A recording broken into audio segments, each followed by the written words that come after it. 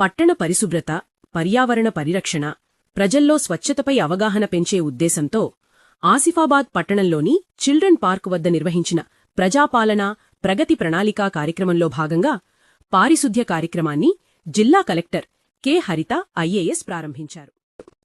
ఈ సందర్భంగా కలెక్టర్ మాట్లాడుతూ పట్టణాన్ని పరిశుభ్రంగా ఉంచడం ప్రతి ఒక్కరి బాధ్యత అని తెలిపారు.